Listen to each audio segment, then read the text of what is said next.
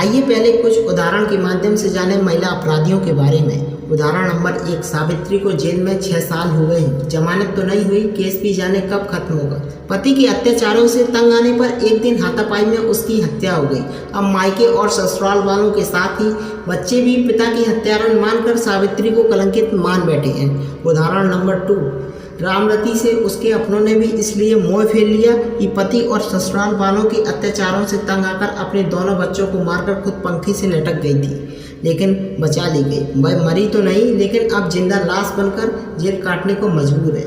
उदाहरण नंबर 3, फरजाना की बहू ने गुस्से में आकर जहर खा लिया। दहेज हत्या में बेटा और मां दोनों जेल चले गए हैं, लेकिन कोई करीबी नहीं है जो कि भागदौड़ करके उनकी हाईकोर्ट से जमानत करवा ले। उदाहरण नंबर 4, महज 19 साल की थी जब संगीता जेल में आई। प्रेमी के साथ पति की हत्या में शामिल होने के अपराध में 30 साल की होने को है। ना प्रेमी ने पूछा, ना मायके वालों ने। सीधी सादी गांव की बहू जेल के कायदे कानून सीखकर दबंग हो गई, लेकिन उसके भीतर का दर्द उसकी खामोश आंखें बयां करती हैं। सालों, महीनों, दिनों की गिनती बोलती कितनी महिलाएं जेल की कैद में आज़ादी की चाहत में असमय में दुनिया से चली जाती हैं, या इतना संवेदनशील हो जाती हैं कि उनका जीवन महज खाना और सोने तक ही सीमित रह जाता है। आज़ादी का ख्वाब दिल में पाले देश की जेलों में कैद महिलाओं की अनगिनत कहानियां हैं। इनमें से कितनी गुनहगार हैं, कितनी बेगुनाह हैं, यह आमतौर पर कानून नहीं बल्कि पुलिस के गढ़े गए सबूतों के साथ साथ समाज और अदालतों की पितृसत्तात्मक नजरिया तय करता है। कुछ पेशेवर अपराधी महिलाओं को छोड़ दें तो अधिकांश महिलाएं सामाजिक मूल्यों, महिला विरोधी परंपराओं के दबाव और पुरुषों द्वारा गुलाम बनाकर रखने की मनोवृत्ति और औरत के प्रति परिवार के उपेक्षित रवैये के कारण अपराधी बन जाती हैं या बना दी जाती हैं, जिस पर अभी बहुत कुछ देखा जाना बाकी है। लेकिन इससे पहले आप हमारे चैनल को सब्सक्राइब कर दें, बेल आइकन को दबाकर ऑल पर प्रेस कर दें। आमतौर पर जेलों में परिजनों का आना खर्चीला होता है। यदि बंदी स्थानीय जेल में ना हो तब यह खर्च और भी बढ़ जाता है।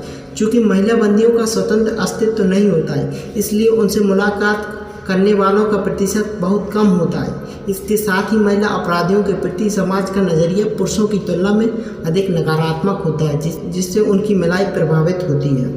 महिला जेलों की संख्या कम होने से भी कई बार महिलाओं को दूर की जेलों में भेज दिया जाता है, इसलिए परिजनों की मिलाई और भी मुश्किल हो जाती है। हमारे देश की जेलें सबसे पिछड़े और प्रतिक्रियावादी मूल्यों का प्रतिनिधित्व करती हैं, इसलिए जेलबंदी महिलाओं के लिए परंपराएं, धर्म और सामाजिक मानदंड के साथ ही कानून भी ज़्यादा कठोर हो जाते हैं।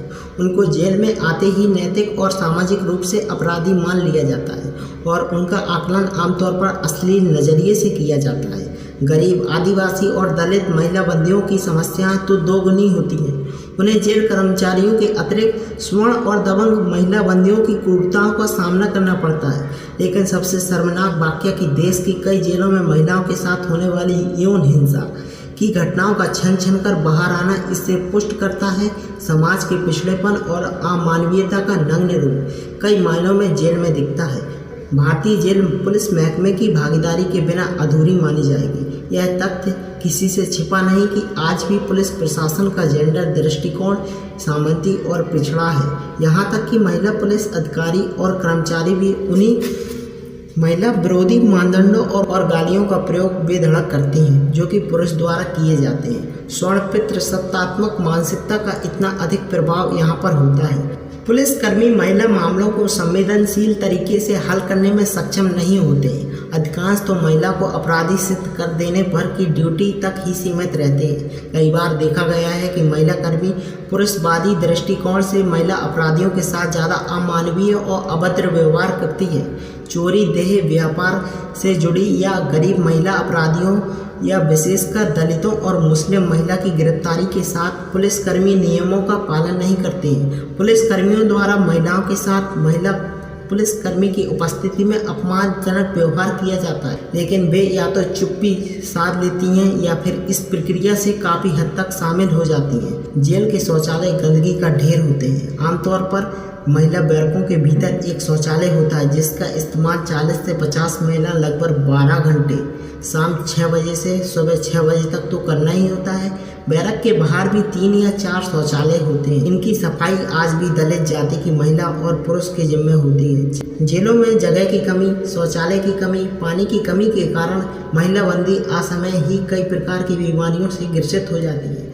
लेकिन थानों और अदालतों के शौचालय भी कहीं कम गंदे और कीटाणु युक्त नहीं होते हैं। चूँकि बंदी तो इंसान माने नहीं जाते हैं, इसलिए उनके लिए इस्तेमाल होने वाले इन स्थानों को भी कभी भी सफाई की व्यवस्था की दृष्टि से नहीं देखा जाता है।